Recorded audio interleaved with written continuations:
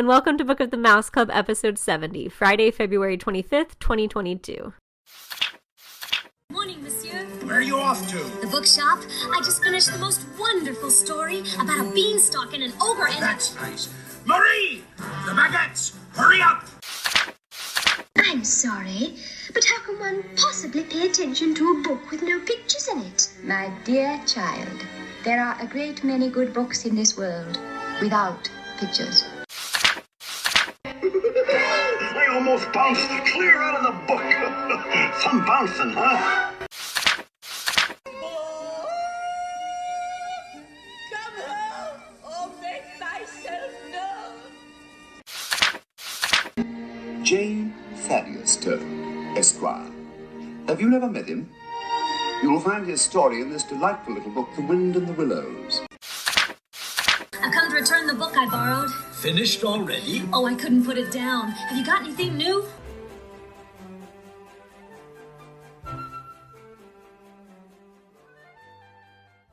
Welcome back. I'm your host, Courtney, and I'm joined, as always, by the Fantasyland to my Tomorrowland, my lovely co-host, Emily. To all who come to this happy podcast, welcome. Today we're joined by a fellow former Tomorrowland cast member, but that's just one of his many amazing credits. Joining us is David Alpert, creator and host of the E-Ticket to Broadway podcast, a personal favorite of ours. Each episode features David and one or more of his Broadway pals discussing their love of the Disney theme parks.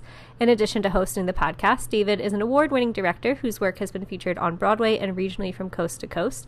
We're pleased to have him bring his West Coast perspective and expertise as a self-proclaimed land boy for our discussion of Walt's Disneyland, A Walk in the Park with Walt Disney. Welcome, David. Hi, Courtney and Emily. That was a very nice intro. I've never been part of a book club, and this is the perfect introduction to it. I cannot wait. And it's so great to have you. We had so much fun playing against you on the Mad Chatters game show podcast. I'm glad we've been able to keep in touch with each other since then.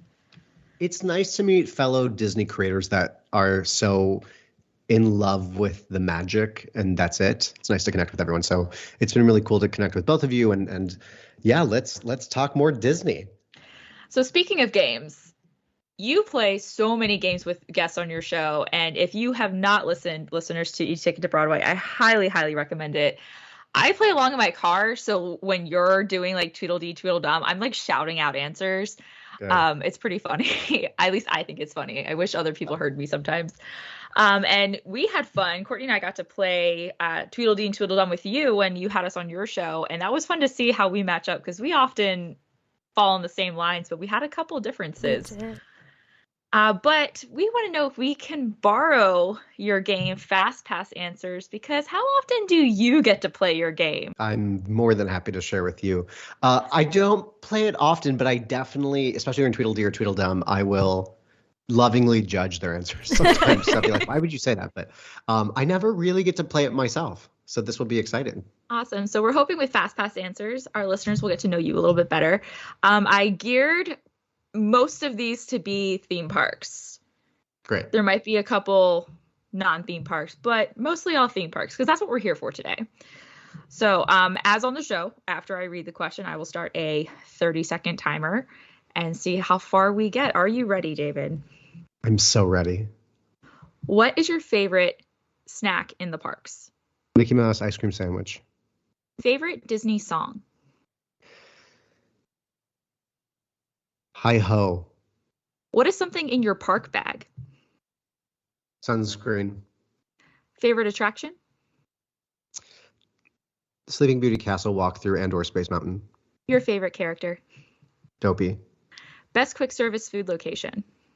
Ooh, Pizza Port, Pizza Planet. First thing you're going to do when you get back to the parks? Cry. All right, that was 30 seconds. Do you mind if I ask you a Wow. couple more questions I had on here? Yeah, please. I might have to clarify some of those. I'm not sure if Hi-Ho is my favorite, but I went there. I like it. I also thought of When You Wish Upon a Star. Classic. And then I was like, oh, and then I got really scared. But, I think Hi-Ho is one of those songs that more people sing than they realize.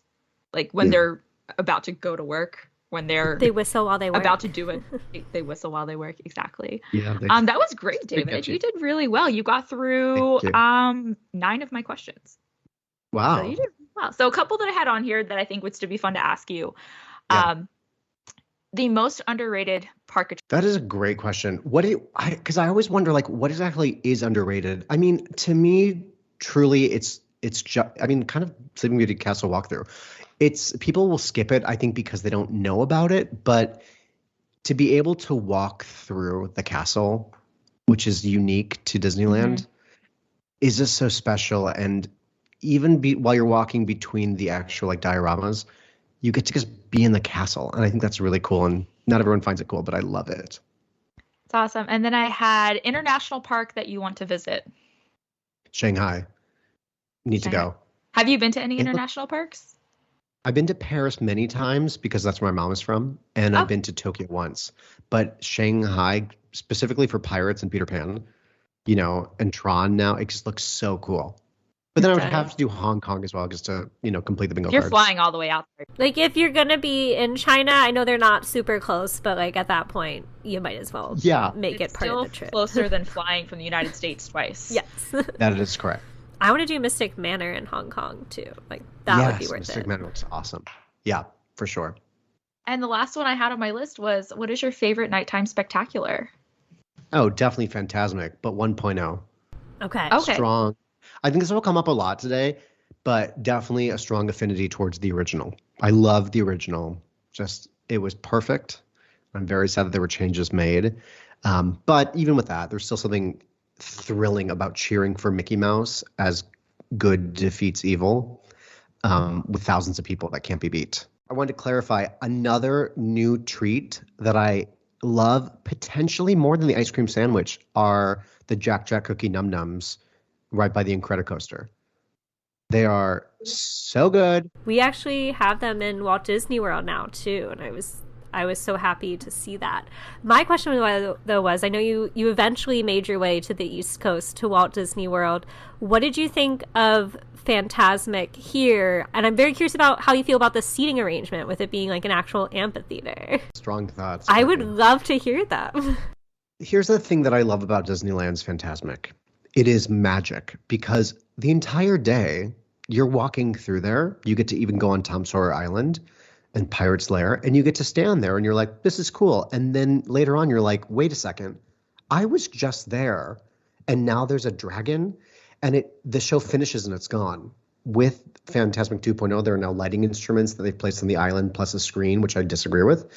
When I went to Walt Disney World, which of course, for those of them, for those Disney fans that have the nostalgia of Walt Disney World, I don't mean to rain on their parade, but there was just something about sitting on bleachers in a stadium that just felt so plastic and so out of touch with the magic. It was like, okay, we're going to do it here. That was part of I just remember seeing Fantasmic as a child back in the early 90s, and literally that final firework and the lights would come back on and it was like nothing happened. And that I love. Also, the Pocahontas section is a bold choice.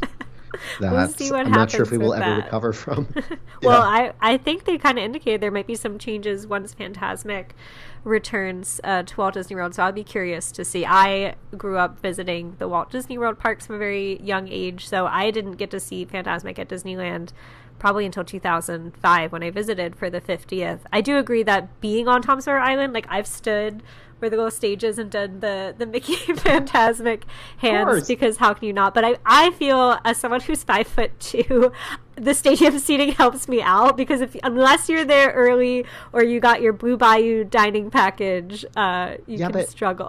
Courtney, back in the day, what you do is you'd watch the fireworks, and as soon as the fireworks were done, you would go right into Frontierland.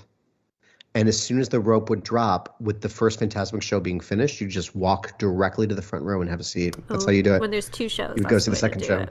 We used to have two shows at Walt Disney World. Yes, there was like a 10 p.m. show, and that was the way to go.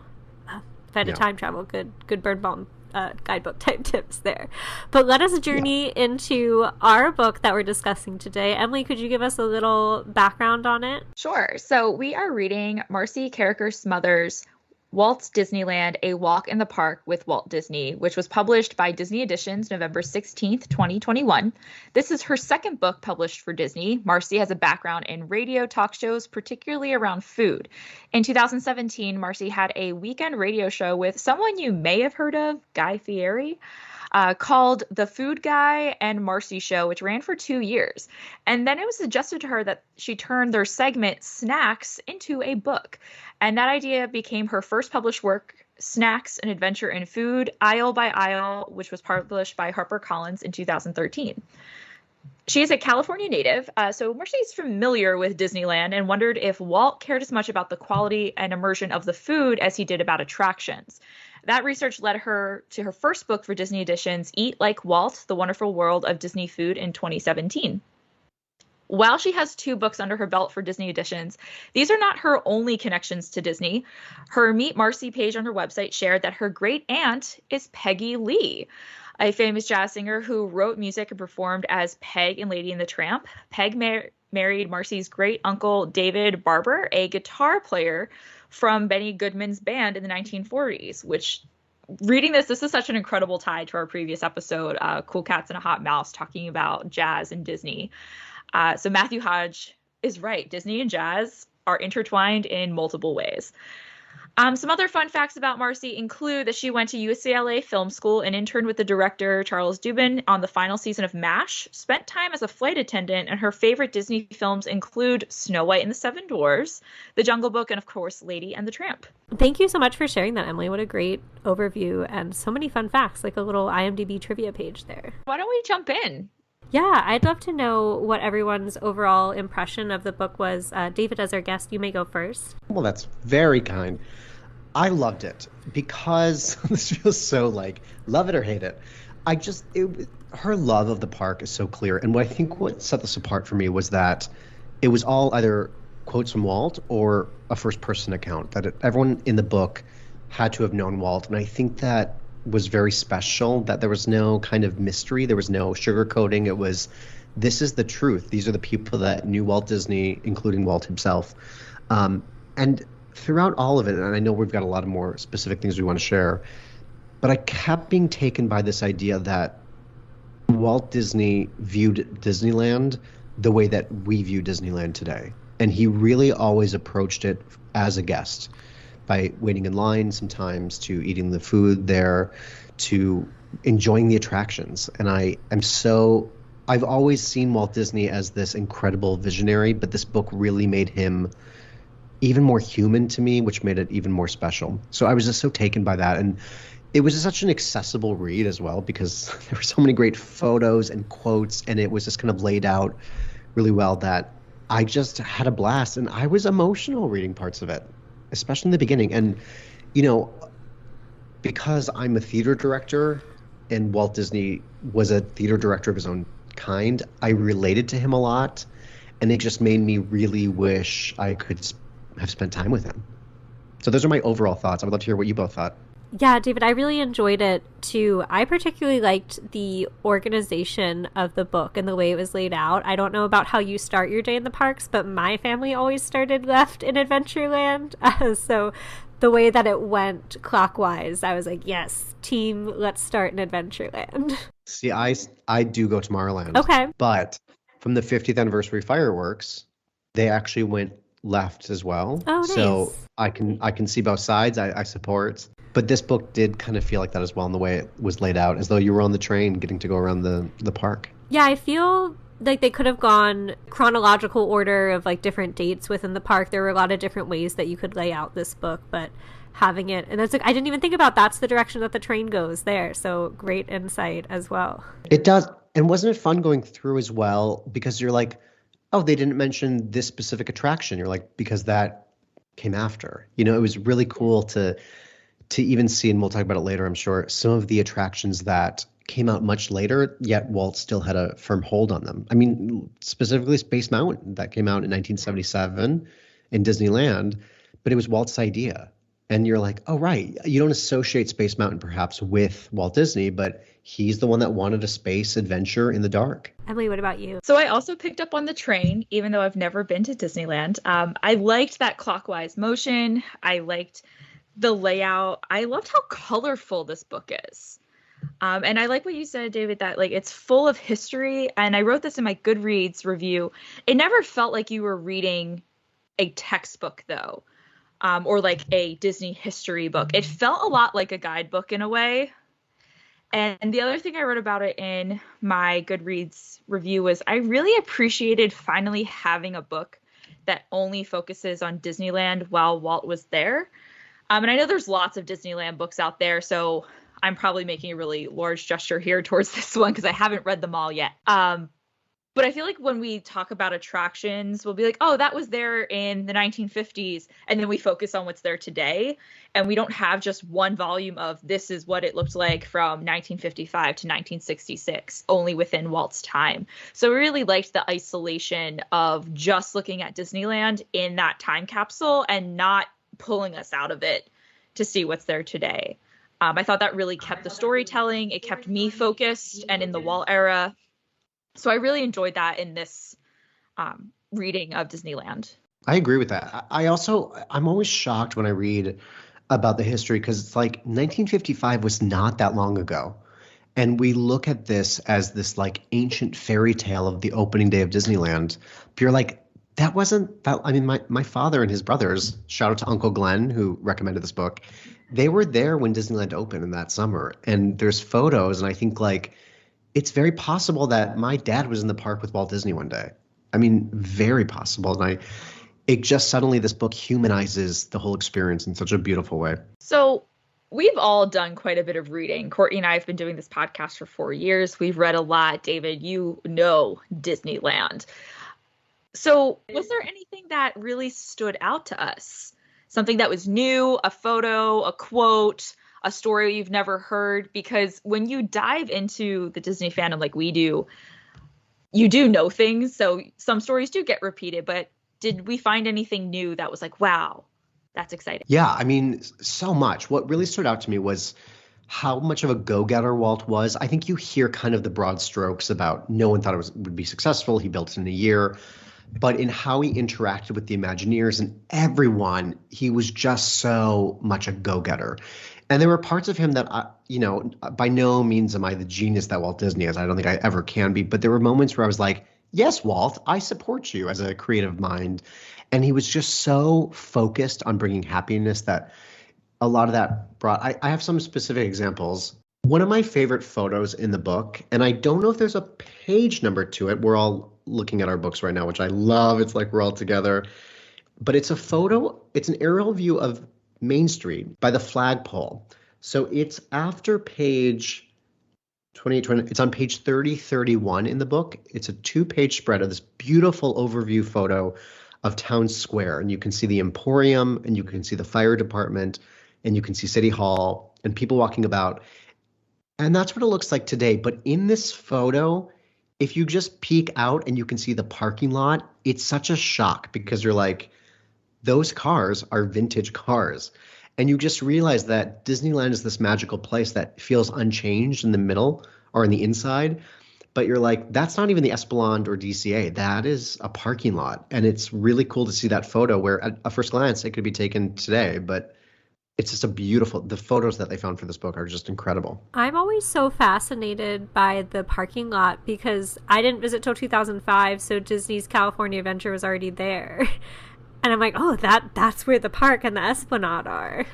When I was a kid, that was a real thing. And I remember Susan Egan was the first guest on my podcast, and she talked a lot about this, that if you didn't get there early enough, you were parking pretty far away, and you would get on those trams that would just go up and down the aisles of the cars. And it was a really impressive parking lot. So one of my favorite photos was also an aerial view on page 6061. It's Mainstreet, USA on opening day, July 17th, 1955.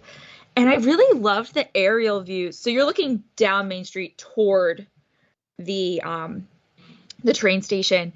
And what I loved about these aerial views is I don't think we get such pulled back images of 1950s with Disneyland. We tend to see a lot of those quintessential Walt on Main Street, in the cars, on the Mark Twain, which are wonderful. But I loved getting to see guests. And I loved getting to see like the full Mainstreet. And there's also in the pictures, because it's opening day, you can see a news camera on the roof and someone with a handheld camera on the roof on top of the Penny Arcade and the bake shop. So it is kind of interesting to see that forced perspective kind of break a little bit because you have a person on top. But I like seeing that hustle and bustle of opening day, that excitement of it's going to be on the news and the opening day TV show. And what's funny is like we know, and it's brought up in the book so much about how Walt wanted such a clean park. And we know that July 17th, 1955 was not successful. But if you look in this photo, you can see so much trash on Main Street. And it's like, this is a great photographic representation of, oh, right, it really wasn't going well for a lot, women's heels and were getting stuck in the tar, and that they ran out of food and the Coke was warm, all those terrible stories. But it's great in this photo. You can not only see this hustle and bustle, but truly trash, which feels so out of place. I didn't even catch that the first time. I watched that special on YouTube in college because my roommate and I would just watch fun Disney documentaries in college. That's been mentioned on this podcast many times. And we were kind of cringing. I was like, I heard it was bad, but I didn't realize it was that bad. But they rose from it. I do have a story from before the opening that I found very touching, and it was on page 150. I feel like there was a lot of fun Walt anecdotes I had heard before, just given Emily and I have read a few Walt biographies. There's the funny story of him, showing up in the middle of the night and he fires the guy because he doesn't know that he's Walt Disney. But this was actually a very sweet story. The Disney parks have a great relationship with Make-A-Wish, and this is kind of, I guess, setting that legacy. I didn't know about this, but there was a 7-year-old who had leukemia, and the boy's mother called the Disney studio and said, he really wants to ride the train at Disneyland. So the park was still under construction, but I'm trying not to get choked up reading it. Walt took him on a grand circle tour of the park, pointed out where things were going to be, and I just thought that was such a great embodiment of who Walt was, how that legacy is still carried on today through Make-A-Wish. Just a very, very sweet story. I remember that story as well. I thought it was beautiful. I'm glad you brought that up. I always love his humor that is just so dry at times, but always a sense of humor. There's a moment on page 127, I have to flip to it, when he's talking about the Matterhorn and what a crazy design he was asking for. And they were talking about, when Walt, this is Bob Gurr, when Walt, what Walt wanted was 2 tracks intertwining with themselves, hidden inside a mountain. And, oh, by the way, a hole in the mountain because the Skyway is going to go through the Matterhorn. When asked why there were holes in it, Walt liked to tease, because it's a Swiss mountain. He was a little jokester. Very clever man. The way he just threw in humor sometimes just to keep people excited and laughing, I think is really sweet. I know we've hopped around a few different places, but I would love to know if each of us had a favorite chapter in particular. Probably is no surprise to anyone. I loved the chapter about the hub. Okay. I think we take for granted the design choices that he made and this idea of putting a castle and, the spokes of the wheel. And I just loved getting to revisit the hub through Walt's point of view. I loved that chapter. It's so beautiful. Your answer surprised me because I thought it was going to be Tomorrowland, but here I might surprise listeners as well because that was not my pick either. I really liked the New Orleans Square chapter. I think that might be my favorite part of Disneyland because having grown up visiting the Magic Kingdom at Walt Disney World, we don't have New Orleans Square, and I just think it's such a beautiful area. I love the Blue Bayou. It's unfortunate that Walt didn't get to actually experience those attractions, but I love that it was given attention in this book because he was part of the planning, and certainly those shops and different walkthrough areas and a few restaurants were open at that time. And the authenticity that is talked about in that chapter, which I just love. I mean, so much of this. There's actually a quote I want to share because, I'm a theater person, and it's something that comes up on e-ticket a lot is how the Disney parks is our kind of gateway into theater and, of course, Disney movies. And on page 24, Walt Disney said, in a sense, Disneyland is a stage, a most unusual stage. Members of the Disneyland audience, unlike the audience at a motion picture or a Broadway show, do not simply look on. They participate in the drama, adventure, or comedy. They walk onto the stage. They move through the sets. They touch the props. Disneyland is the star, everything else is the supporting role, which of course I love. We've heard that Disneyland is a show a lot. We talk about cast members, but that quote, it's like, yes, if you're going to be in New Orleans Square, you can't fake it because we're going to be there touching that metalwork. We're going to be walking through it. And that's why I think my love of theater and my love of Disneyland are so connected. I like that quote a lot, and I think you're right. It is a great connection for theater people. My boyfriend has been on the show before. We call him Dr. Doug because his PhD is in theater, film, and television, more from that academic stance, not necessarily performing. And he had never been to Walt Disney World when I first moved down here. We did long distance a little bit. And the way that I got him really into it was sharing that, like, this is on stage, this is backstage, like in a language that was very familiar to him in a way that allowed him to buy into the concept and get excited about it very easily. It's funny, they talk a lot about how Walt Disney was in a production of Peter Pan as a child, and I believe he shared that Roy would kind of lift him up, or maybe it was the other way around. But the fact that that theatrical experience is brought up a lot, and how Peter Pan is about being a kid at heart, which was then part of Walt Disney's opening day speech. It's like just that love of theater and what you're saying, you know, right, about on stage, off stage. It's just so Disneyland is a show. Yes. It truly is. So my favorite chapter, I'm going to cheat and combine Town Square with Main Street. To me, they are one, but they do get separated here in the book because I understand her thought process here. There's a lot to just cover in Town Square and then up and down Main Street. Main Street's always my favorite. I love multiple parks. Probably Fantasyland would be next. But I love Main Street. That's what gets me when I go to Disney. Disney World is my home park. So I really enjoyed getting to read about Main Street in Disneyland, the original Main Street. I had my own nostalgia for never being there. And I loved, again, that photo. I also found, I think, one of my favorite quotes in here, which touches to my experience with the company and my Disney College program. It's under this picture on 58 of the characters. We have Minnie, Mickey, Pluto, the Big Bad Wolf, and Goofy. And under there, in 1961, Walt tells us other people can have their bands, thrill rides, and all this stuff, but we've got the Disney characters. And don't think they aren't important. When you see people come in with their children and one of our characters appears, they will run to them and get their cameras. And there's so many things that set Disneyland apart and the Disney experience, but I like that he highlighted that in the midst of this entire book talking about attractions, Main Street, and talking about the characters, that not everything has to be about enjoying a ride. It's enjoying a feeling, a smell, a memory, and a picture with a friend. And some of my best memories are just on Main Street when I wasn't riding any attractions or moving from place to place across the park. So I really enjoyed that chapter. Emily, I fully expect a selfie of you crying the moment you pass under the train station and see Sleeping Beauty Castle for the first time. That was me after I started. I'd been to Disney in 2005 and I returned as a cast member in 2016. And like, yeah, we got pictures of me. So I can't wait to receive one of you. It's really, I find as I get older, I spend more time on Main Street. It's like the older I get, the more time I spend, because there's just something so magical about that stretch where, you know, I always talk about how Main Street USA is steeped in history and commerce and capitalism and, you know, but then what you're looking at, I believe it's called the Weenie. When you see that castle, you're like, that's what the world could be, this magical place. And just the juxtaposition of like a penny arcade in a city hall to a castle all in one shot.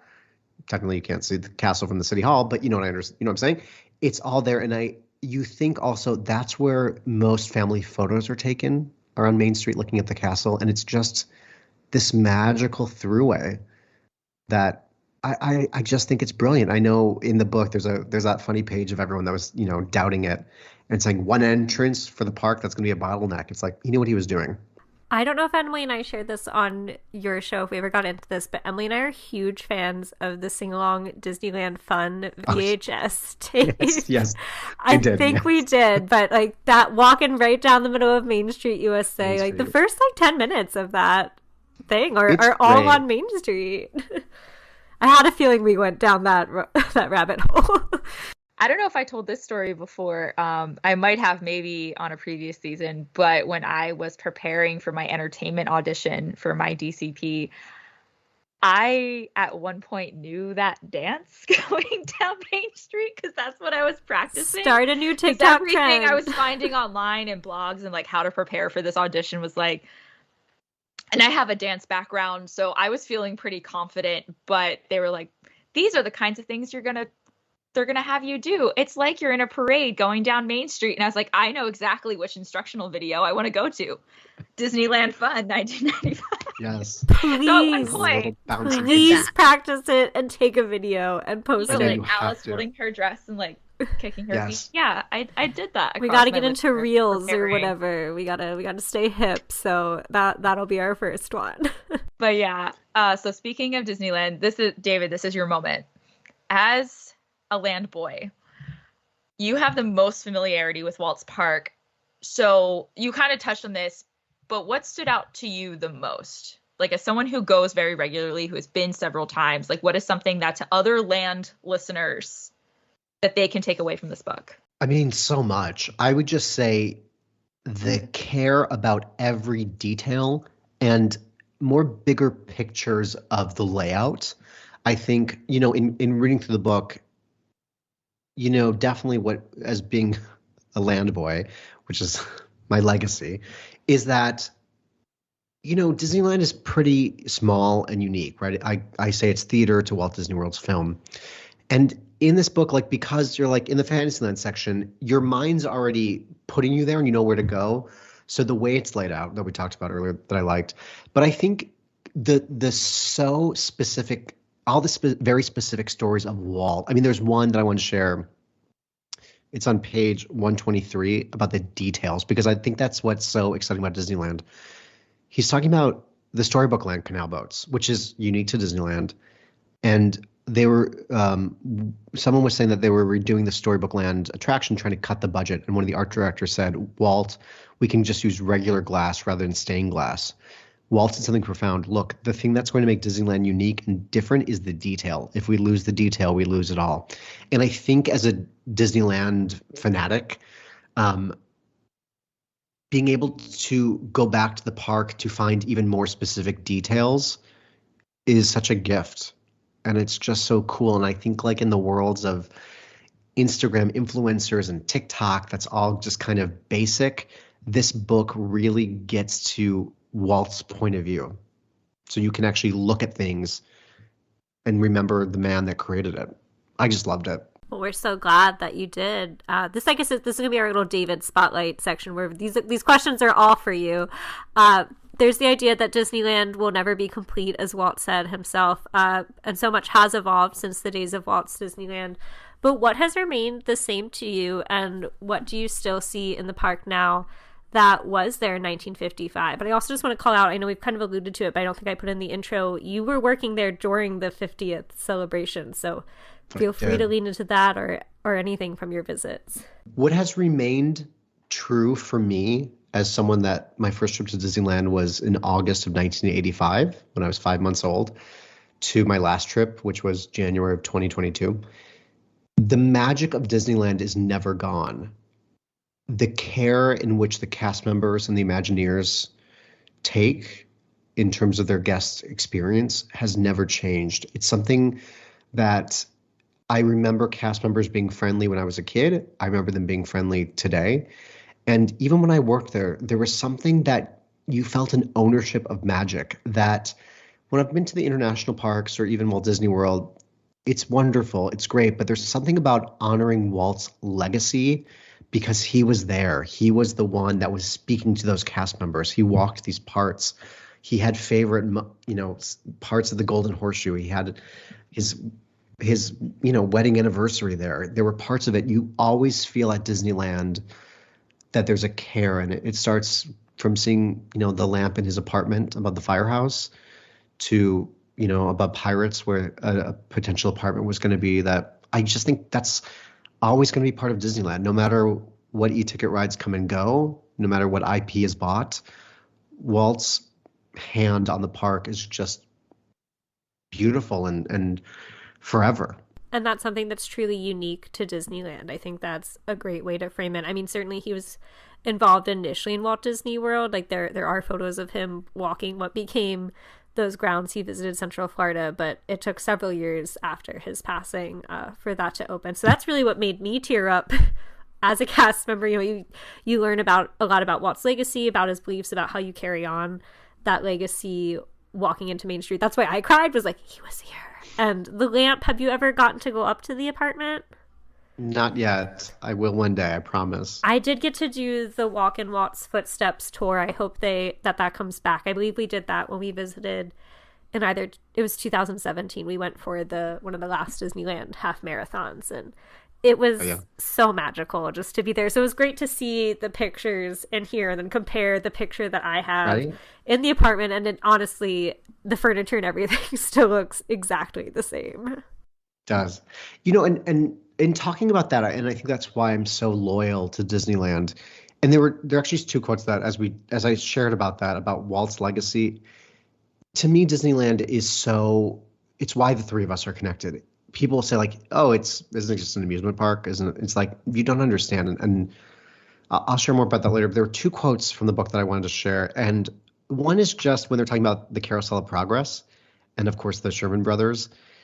This ties to Walt Disney. He says on page 140, when he was writing the song, this is Richard Sherman. There's a great big beautiful tomorrow is really a song about Walt, said the songwriters. So both of them. This is really the way he thought. His vision of the future was great, big, and beautiful. And I think we see that with Small World. I think we see that in The Joy. There's one other thing that it's a quote at the end, and it's by Ray Bradbury. And this is how much of a Disneyland nerd I am. I'm going to read the quote first. Walt left the world 1,000 times better than when he arrived. He personified Schweitzer's quote, do something good, someone may imitate it. It's like the quote, of be the change you want to see in the world. But what's so funny is reading this, I was like, someone may imitate it. It's like, yeah, when we go to Disney, we suddenly become happy and joyful, and we take that joy. But I was like, Schweitzer's quote, I was like, who is this Schweitzer? And is that the same guy from Jungle Cruise? So it's Albert Schweitzer is the name of the guy that Ray Bradbury is quoting. And on the Jungle Cruise, Dr. Albert Falls is referred to when they talk about Schweitzer Falls. Yeah. They say after that great Dr. Albert Falls. And I was like, what an interesting journey my mind took with that. But again, that's to me what makes Disneyland so special is that it's Walt's park, and his vision of how the world could be is still there today. I have a funny Schweitzer story too of a similar revelation. Mine was in 9th grade, so quite a bit of time ago, but I think we were doing like PSAT prep or whatever, and back in the day you'd have to like read some kind of literary piece and answer multiple choice questions about it, and they gave us one by Albert Schweitzer, and I was like, oh my God, is that that's the Schweitzer joke? That Dr. Falls is funny. I was like, he was a real person. I felt a little crazy, but same, like, it goes back to Disneyland. It always does. In college, I took a music history course, and they were talking about surfer rock. And one of the composers was Dick Dale. And I was like, I know this name. And I was like, surfer rock. And I was like, oh my gosh, Space Mountain. So on the final exam, they played like a clip. I was like, that sounds like Space Mountain. That's Surfer Rock. Dick Dale. I was like, thank you, Disneyland. So educational. So, David, you keep stealing all my quotes that I bookmarked. There's so many good quotes. There are so many good ones. But one that I was reminded of that you didn't read yet, when you said how we kind of, that feeling, we feel like, isn't it just an amusement park? And we're like, no, it's not. You don't understand. But here's something Walt said. It was on page 48 that reminded me of that. He said, quote, I know more adults who have the children's approach to life. They're people who don't give a hang about what the Joneses do. You see them at Disneyland every time you go there. They're not afraid to be delighted with simple pleasures, and they have a degree of contentment with what life has brought. Sometimes it isn't much either, end quote. And I was like, that's it. And I liked how he said it, because I think we all try to encapsulate those words, but there's only one person perfect enough to tell us what we're all feeling, and that's Walt. But I do want to go back to the quote you read about the details in Storybook Canal Boats, because that inspired me to put together a little Disneyland scavenger hunt because of all the little details that matter. And before we get angry emails, I did not include things like Walt's lamp and things that we kind of just always know to look for in Disneyland, like the go-to everyone knows. Every TikTok that I see that's like, did you know in Disneyland? I'm like, yes, we know. So I was looking for the things that I wouldn't know to look for as someone who's never been to Disneyland. I'm like, what are those little details? So here's my list. Courtney and David, since you've been, if you have anything you want to chime in, stop me. So I put this in order as they came up in the book. So I will also add the page number here. So this one I have heard of before, but I need to see it for myself. The water fountain on the main street with the different bricks. I believe you've talked about that on your show before, David, as yeah, it's a trivia question. It's so cool. Yeah, it's it's on Main Street. And again, like some of these hidden gems, like there's a few that I get very cautious of saying too much because it's always fun to kind of stumble upon things. But that one, it's getting out and it's so cool. I think that's a great little hidden feature to see, when they were trying to design the parks. Which brick design they wanted. On page 62, they talked about Walt's hideout door for the Plaza Inn. And I loved that because it was the precursor to Club 33. It was where he used to bring people so that his workspace bring people and his apartment family space were separate. But the door is still there and you can still see it. So I want to look for that door. This one I learned about from another podcast we enjoy, the 3028. They did an entire episode on roasty toasties. There's these little cranks. They have these little puppets and the popcorn things that I don't really see them around Walt Disney World. So I definitely want to look for those. So I'm looking forward to see their little figurines that cater, of course, to every land because theming is everything. And they're in the popcorn. They're delightful. It's really cool. It looks like they're turning the corn, and it's cool. I think they even have seasonal ones, like at Christmas time. They'll switch out. So there was an elephant designed to look like Walt, I believe, in the Jungle Cruise. That was on page 75. I did. Yeah, that was fun. I loved. Oh, this was another picture.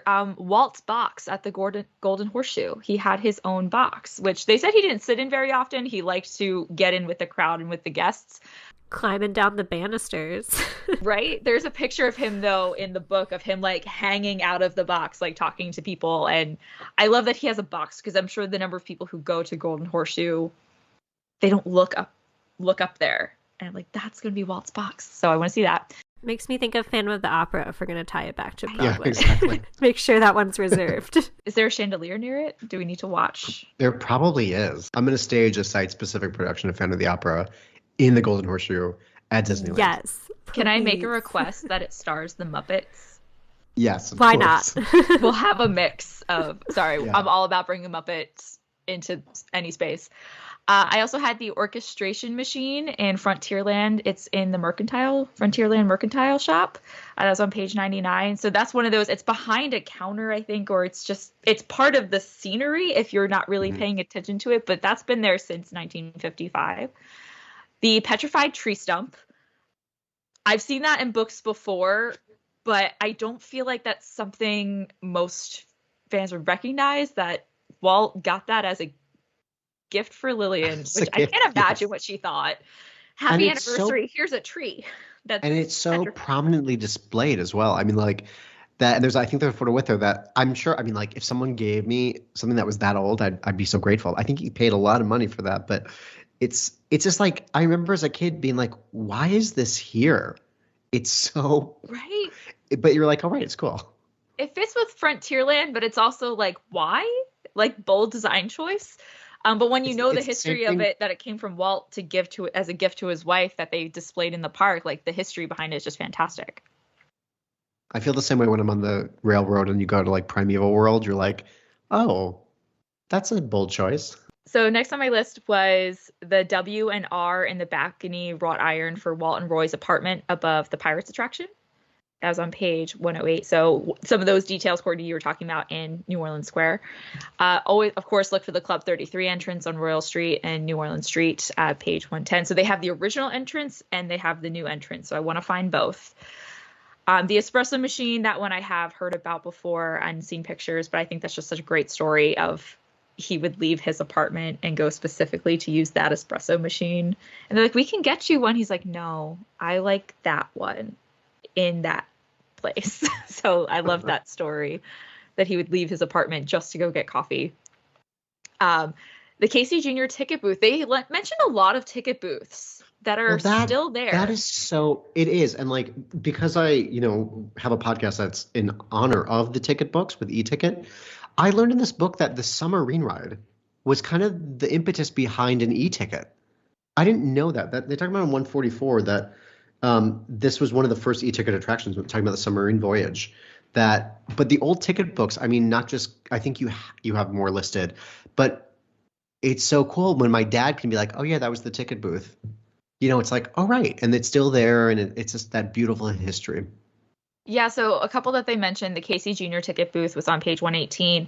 The tall yellow mushroom outside of the Alice in Wonderland attraction is an original ticket booth, as well as the lighthouse by Storybook Canal Boats was also an original ticket booth. And that's just so cool to me that they're still there, even though we haven't used ticket booths in so long, or that they haven't been changed to something else. They could very easily be, or are they merchandise kiosks or anything? Or they? Most of them are kind of closed off. The one at the Matterhorn, I believe, is kind of used as an office, but I can't wait for 50 years to go by and me go to the parks and be like, that's where the Fast Pass kiosk was. It's that. Sure, Grandma.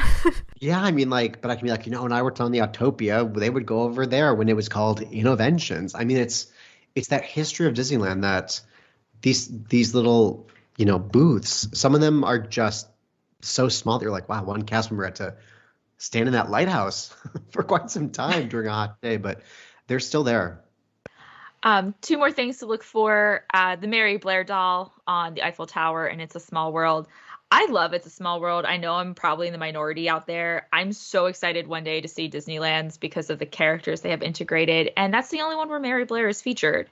So I need to pay homage to Mary Blair. And then last one, your home territory of Autopia, I'm going to butcher this name, Racinata tree?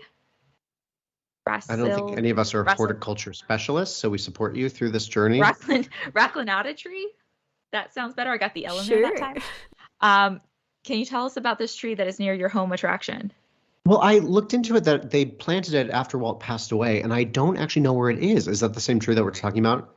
I think so. Hang on. 146. I'm glad I wrote down the number. Yeah, it's like a multi-layered palm or something like that. Yeah, that Raleigh Crump and Bill Evans, they planted in early 67, and it's planted near Walt's Carousel of Progress and Autopia. I actually don't know where it is, but I'm definitely going to look for it. Yeah, so that one I thought, Walt had a thing for trees. There's lots of stuff in here about trees. So that was one that, again, I just think of how many guests walk by it but don't know that it was planted there in memory of Walt, because they had this whole plan before he passed to relocate this tree, and then they did it for him after he passed. But how many people know that when they walk by it? So that's my little scavenger hunt list. I wanted to find some of those details you talked about that are still there from Walt's time, from the 1950s and 60s. And hopefully are ones that maybe some of you listeners haven't seen on TikToks and Reels and things to look for, not the ones that are always in the guidebooks. Of course, I'm going to go look for the stand outside of Walt's lamp and cry someday, but I also wanted to find some of those other little details that are exclusive to Disneyland. I can't wait for you to go, and you're going to find more, and I can't wait to even share more secrets. We might need to do a follow-up episode someday of just David, we need to talk about my trip to Disneyland. I'm ready whenever you'd like to do that. Other things that I learned as I was reading it was this one blew my mind. That on page 130, and I believe they were there was in reference to the Skyway, which I don't know if I actually rode the Skyway, but I definitely remember it being there. But I was a child. It closed in 1994, but they started talking about a single rider line, and I was like, wow, that goes back in time. There's even a copy of a memo that was establishing a single rider system in 1958 that I don't quite remember a single rider line as a kid because I was with my family, but something I take advantage of now. But to think that concept goes back in time to Walt's days was so exciting for me that you're like, of course it was. He thought of everything. And also, I loved on page 144 and talking about the monorail, which, of course, Walt loved transportation with the People Mover and, of course, his train. But it made me laugh when they were talking about designing the monorail. and Bob Gurr, and he, he looked at a drawing of it, and Walt said, Bobby, can you build that? And Bob said, yeah. And Walt just looked around at everybody and said, okay. And that was it, end of meeting. And that concept of like, let's do it, let's go for it, I think is just the impetus behind Disneyland. You have an idea and you go for it. Yeah, your comment about the Skyway made me think we didn't really touch on this in the layout, but there's like in some chapters they end with what look like little memo sheets of paper, and it provides just quick little brief perspectives on like Walt's approach to the parks. There was Walt on waiting and crowd control, Walt sketching and doodling, walking, I think Disney landscapes. Walt and walking was in the Mainstreet or the hub section. They were nice additions. I feel like this is one that I could see myself going back. Like I was reading all the way through, to prepare for the podcast, but I'd love to even. We've mentioned several of the great quotes. A lot of pages feature a quote at the top. Like, I could just go back and read the quotes for fun because there were so many to take in. I cannot be on a podcast and not talk about a certain subject. And I didn't believe I was going to learn about a beautiful historical moment of Dopey in a book about Disneyland. I should have known, but on page 117, when we're talking about Snow White's adventures and, of course, Snow White's scary adventures, that Walt personally named each of the dwarfs. This is page 117. I'd established a distinct personality for each of them, and to anchor those personalities down, I picked a name to fit each dwarf.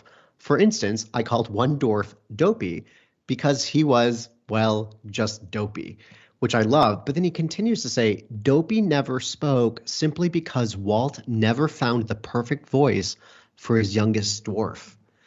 And here I was thinking that it was designed that way, but perhaps it was because no voice fit it. And I just was I was like, was this page written for me? It was. It's a book about Disneyland and they're talking about Dopey. I was like, this is it. I need to frame it. Could you imagine if Dopey did talk? Like, what if he did find a voice? Our entire understanding of Dopey would not be what it is today.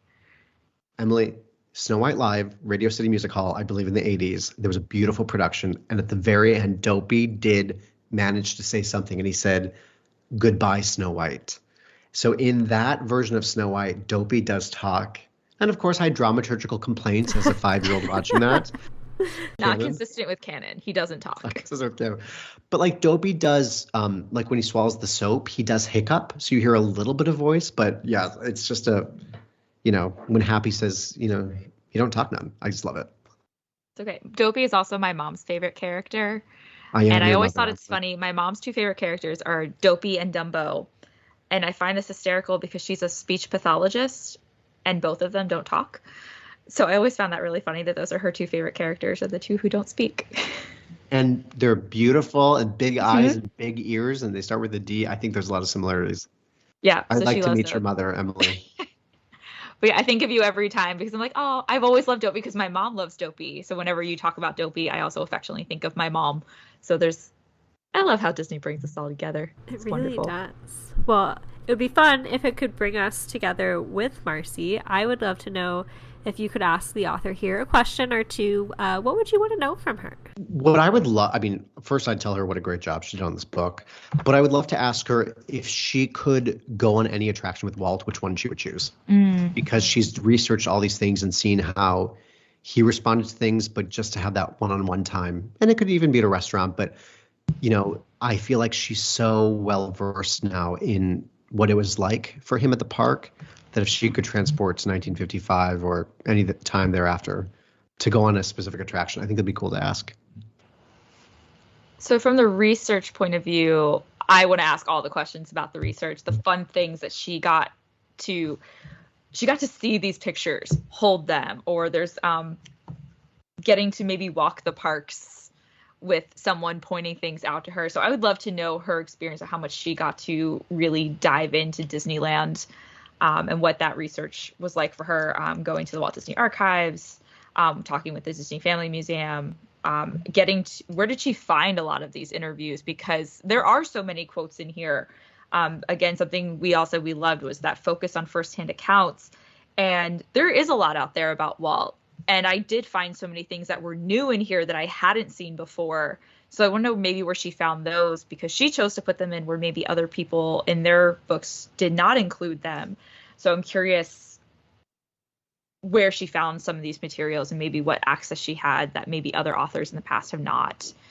Some of the beauty of, I guess, getting to work with Disney Editions is having that company access. I'd love to know if there's anything that she didn't include, whether just for length. I mean, it's not that long of a book. It's just under 200 pages, but were there things that maybe just didn't fit thematically, or, you know, she was only limited to a certain amount of pictures? Like, what was on the cutting room floor? I want bonus features for the book, basically. We've all loved the Imagineering story and Behind the Attraction on Disney Plus. What if we got a Disney Plus version of this mini series, 1 episode per land, getting to see Disneyland? Now we can pull in video footage and audio clips and some of that media that you can't get in a book. So I think that'd be a really cool supplement, and I hope that she and Leslie Iwerks would maybe love to work together and make that happen. I'm putting it into the universe now. I would watch it. I was going to say, I'm also curious. So much of the book is, of course, favorable. I'm curious if she ran into any quotes of things that were not happy about Disneyland. Maybe some firsthand accounts that weren't so pleasant. Because, again, everyone's human. I'm sure that people have bad days. It's not always good vibes only, right? And it'd be curious to hear kind of those struggles. We hear it from the financial point of view, but to kind of hear, were there other actual fights about designs? Was there conflict? I'd be curious. Lots of really great things. Maybe one day we will get to talk to Marcy, and I hope so that we do. And this has been really fun. But her last chapter of the book, and David, you said that you teared up. I did too. So the last chapter, Walt's last day in Disneyland. Courtney, you and I have talked about this before. We know Walt is passed away. This is no secret. It's no spoilers. Spoiler alert, he dies. We've read Bob Thomas's biography 4 times between the two of us, and we've cried every single time.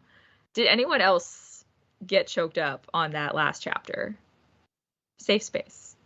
I mean, I definitely, in the beginning, I think when we think of Walt Disney's passing, for me, when a celebrity passes away, unless we know them, we're mourning their potential, right? Like if a movie star passes away, the movies that we grew to love are still there. Our relationship to a celebrity is still there. We mourn, oh, they could have made more movies.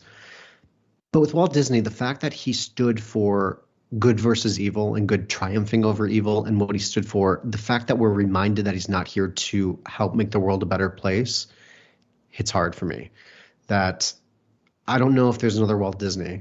And I wish there were. I wish there were people out there. So when we read about this man that just cared so much about everyone and saw the childlike joy and happiness in people, the fact that he's not there is a real bummer, to say the least.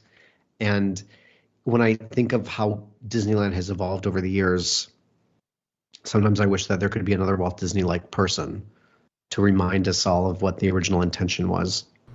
That's really the sentiment of the quote that gets me every time, which is Eric Severeid. I believe he was an anchor. I don't know if it was CBS News at the time, but that's the one that's also featured toward the end of the Bob Thomas biography, where they talk about Walt being an original and that we likely never will see the likes of someone like him again. And like that's where like the lump starts forming in the throat. Yeah. And I have to get through the last few pages of Bob Thomas's book. So it was nice to see it included here, along with a lot of other great quotes as well. I really enjoyed that last chapter because, again, with the amount of reading we've done, this was something new to me as the super amateur Disney historian that I am. Because we hear a lot about the build up to Walt's passing, how he confided a lot in the Sherman Brothers, who got that, like, good job, boys, for the first time. Like, those little drops where people said, like, it felt like Walt knew something was coming or that his time was ending. But we never hear about his last day in Disneyland. Like, what did he do? And that it was, again, something else he felt really passionate about, which was giving back to America's veterans and spending a day with them in Disneyland. So I really liked that she included that, because she didn't have to. This book would still be incredibly complete and all about Walt's Disneyland without that chapter. But I think how she approached talking about the end of the Walt era in Disneyland and focusing on his last day made it such a unique end to bringing us to Walt's passing that I haven't seen in another book.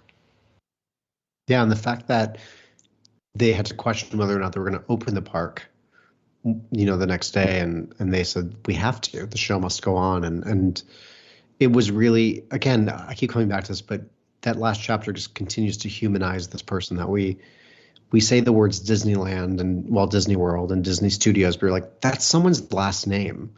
Like, I can't imagine what Alpert Land would look like, but this really makes it so real. And I think to think about his last day at this magical place he created, yeah, it's emotional. So let's close out on a happier note. I'm happy to say, listeners, I am going to Disneyland.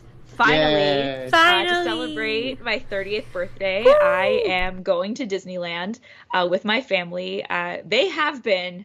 It's going to be a new experience for me.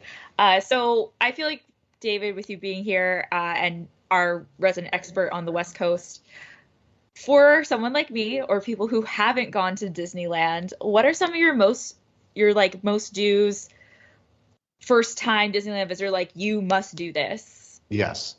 I mean, so much of this is like this book you should just hold on to. This should be your guide. I'm just going to walk through the park with this. You really should. And just like what check I always it off say, as I go. Right. What I would say to people that visit Disneyland is like less time on attractions, more time in environment. Really just focus in on taking your time, walking through. Yeah, of course you need to go on Indiana Jones and you need to go on the Matterhorn and, things that are specific to Disneyland. There's so many of those. But to me, it's really about taking your time, looking at the windows on Main Street, looking at your wonderful scavenger hunt that you brought up, but just to connect with the man himself is, I think, for a Disney aficionado, that's what you need to do when you go to Disneyland for the first time. And have a churro, because they're different. See, that's funny that people they tell me it's different. It's got to be the water. Must be. Maybe. I'm just so happy for you to go. Yeah. I'm so excited. I can't wait. I couldn't think of a better way to celebrate like this milestone birthday. And my family was like, what do you want to do? I was like, I want to go to Disneyland. Yes, of course. You always want to go to Disneyland. I can't wait to hear what you think, and maybe I might convert you to becoming a land girl. Uh-oh. It's possible. We were saying, Disneyland fun was a staple of our childhood. We were land girls before we even knew the difference between Disneyland and Disney World, because we thought they were the same park. I'm not gonna lie, like having had the same experience as you growing up going to Walt Disney World, but also watching Disneyland Fun and being like a little confused at a very young age, you are going to see Disneyland through Disneyland Fun's eyes, because you'll see the yellow train, or not the train, the yellow submarine come out under the waterfall, and you're like, that's a shot from the sing-along.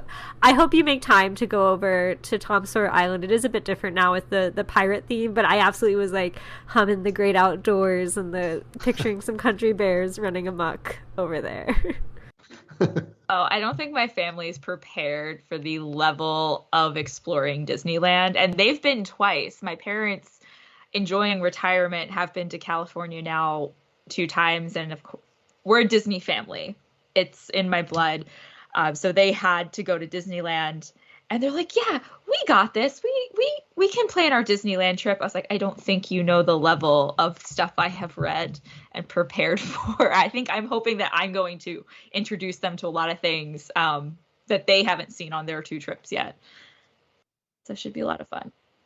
I'm excited for them. I'm excited for you. Lots of good resources for anyone taking a trip to Disneyland, but we also like to leave you resources for your own home. So we've come up with a list of a few, as you know, that tie to the episode. So mine is the Disney Treasure Tins, which were a collection of DVDs that had a lot of great older footage from the Disneyland TV show or even animated shorts. But the good news is you don't have to pay a lot on eBay and hunt these down if you have a problem like me where I keep buying them. They are on YouTube. There are some great Disneyland and Wonderful World of Color episodes featuring Walt Disney in the parks specifically. I tied it to the Treasure Tins because there's one called Your Host, Walt Disney, and then Walt's Disneyland as well. I particularly love the special Disneyland After Dark. It's in the 1960s, Annette Funicello makes an appearance, Louis Armstrong, tying it back to our jazz discussion last month. Walt's there eating popcorn, wearing a big feathered hat. If you've ever seen that image or gif, that is directly from that. As well as the Disneyland 10th Centennial. So Disneyland celebrating its 10th anniversary. That's the introduction of the concept of the Disneyland ambassador. There are quite a few, I think, screen grabs in here. Well, probably actual photos from that footage where he's talking about all that's going to come. So even though he never lived to see Pirates or Haunted Mansion open, you get to see him talking to a lot of great Imagineers as he tours Julie around the facility. So these are must-watch shows ahead of any vacation to Disneyland in our household. Like, we will sit down and watch these 3 days before just to get excited about it, because so much of that charm remains there in the park. So I encourage listeners to seek that out. I will definitely be doing that before my trip. But one that I had is another podcast. So one day we might get to talk to author Marcy Carriker Smothers and get to ask her all those questions that we posed here. But another friend of our podcast, Jeff DePauli of Disney Coast to Coast, that's Disney with a Z, did get to talk with her in his season 8, episode 46. So if you enjoyed our discussion today, I encourage you to go check out Jeff's interview. And maybe one day we'll get to talk to Marcy as well. I mean, in terms of extra resources, it's like, where do I start? Because if someone has to learn, like, what should I know about Disneyland? I was like, here's 25 books. But I actually have it with me. This is when I worked at the 50th. These came out. They were a hot ticket item. I think it was like $60 at the time. Now on eBay, these puppies are a lot of money. But it is a 6 CD set. But it was for the 50th anniversary of Disneyland. And it's a beautiful red box titled A Musical History of Disneyland. So it's those 6 CDs. A vinyl that is actually gold, and this incredible hardcover book that's called The Sounds of Disneyland. But the gold vinyl that's called Walt Disney Takes You to Disneyland, it's just an amazing collection of all the sounds from the park. So the first track is actually Walt Disney's opening day speech, and so many treasures. There's sounds of attractions, lands, shows. They've got the holiday time overlay music. It's just a great collection to celebrate the park, and especially based on our conversation, to hear like Date Night at Disneyland and the Golden Horseshoe and Wally Bogue, and you can hear it. And there's something really special about the book that we read today. Was so good about stories and photos, but to add another experience by listening to it, I think is really cool. That's such a great recommendation. That was actually my dad's souvenir when we went for the 50th. And I'm thinking back, I know we waited a really long time to ride Autopia, and I'm going to choose to believe in my heart of hearts that you told me down to go, up to stop, no bumping. That's probably true. I'm going to choose to accept that as canon, that it was you. Lots of fun things for our listeners. We do always like to let them know where we're heading next. So we do have another author interviewer coming your way, and this time with prolific Disney Editions author David Bossert. We're focusing on his book Oswald the Lucky Rabbit, The Search for the Lost Disney Cartoons, in honor of Oswald's 95th birthday later this year. So here's a brief description of the text from Amazon. Oswald the Lucky Rabbit was created in 1927 by Walt Disney and his team through 26 cartoon shorts. Not without fits and starts, the series and its impish title character were an instant hit with audiences. At the end of that initial run, Walt lost the contract with Oswald, which prompted the creation of Mickey Mouse. Over the years, Walt became a footnote in the Disney story until 2006, when the Walt Disney Company recovered the rights to Walt's 26 original shorts. Behind the scenes, a complex and labor-intensive search developed for the physical film footage of some of Oswald's cartoons deemed lost to time. For anyone interested in Disney origins, fascinated by early cinema, or entertained by a feisty little rabbit, this engaging and accessible volume delivers an in-depth look at Walt's first major animated success and the journey to reclaim the lost Disney films. And Emily, I hope you get a chance to meet Oswald at Disney California Adventure. David, have you met Oswald? I have. I mean, what's so funny is, bless, like, the princess will be out, and then Oswald comes out, and everyone, I think a lot of kids are like, they're like, Mickey looks weird. I think that's what they think. But for those of us that love it, we're like, it's Oswald. But it's right outside Carthay Circle, which you might also get a chance to see Dopey. So you and your mom need to go there. Dopey has been at Carthay Circle. I firmly believe that at California Adventure, they should turn the Carthay Circle area into a Snow White experience. Because, of course, my gosh, it's like... Could you imagine that every day is opening day? Yes. Of Snow White. That's incredible. So, I'm always up for more Dopey in the park. But anyway, Oswald and Dopey can both be found there, and I cannot wait for you to see them both. It'll be great. He is the number one character on my list. Like, working in entertainment, I've put together this list in my head of characters that I want to meet, and Oswald is top of my list. I've been fascinated with Oswald since 3rd grade, the first time I read a Walt Disney book, and he was just a footnote. So I'm excited about this. Well, I'm sure we will see lots of those pictures and of your adventures. They will be on our Instagram and on our feed. In the meantime, with our episodes in between your trip, you can find us, Book of the Mouse Club, on Twitter and Instagram at Book of the Mouse. Email us with comments or ideas to bookofthemouseclub@gmail.com. Please be sure to leave us a review on iTunes so others can find our podcast and read and listen along with us. You can keep up with me, Courtney, on Instagram at GreatGuthsby or on Twitter at Courtney_Guth. And you can follow me, Emily, on Instagram and Twitter at the same handle, at Emily_McD. And David, where can listeners connect with you and E-Ticket to Broadway? Well, first of all, thank you both for having me. This has been so much fun. I love being part of this book club. E-Ticket to Broadway can be found on Instagram at E-Ticket to Broadway, as well as online at www.eticketpodcast.com. There's also an official shop there. So for your next trip to the parks, you can get all that fun Disney and Broadway merchandise. And you can find me on Instagram at Directed by David Alpert and on Twitter at Direct from David. Awesome. Thank you so much for sharing that and sharing your time. We can't wait to continue to follow along with your adventures, keep up with new episodes. We love them so much. But as our special guest today, and the one almost, I guess, being interviewed or joining us for discussion, it is your honor to pick our closing quote. So I would love to hear what you have for us. This quote is something that it comes from Marcy's book, and I'm so glad that she chose this quote early on page 20. But it really describes how I feel. And I know a lot of us that love Disney and those of us that are now young at heart, people ask us, why would you keep going? And this quote from Walt Disney is what I want to share with everyone. Disneyland is a state of mind.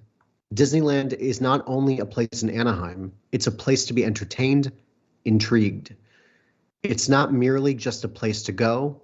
It's something to become part of, if only for a day. Walt Disney said that. I love that. Who better to quote in the book about Walt Disney and his time at Disneyland? That was an excellent selection. We are again so grateful that you joined us today to share your enthusiasm for the parks and your expertise as a land boy. I know it'll come in handy for Emily for her upcoming trip and whenever I make it back there next. I'm always here to talk about Disneyland. And again, when you plan your next trip, let me know so I can really help. Emily, we got to talk more about this. David, thank you so much again. And to steal your closing line from E-Ticket to Broadway, we'll see you at the parks.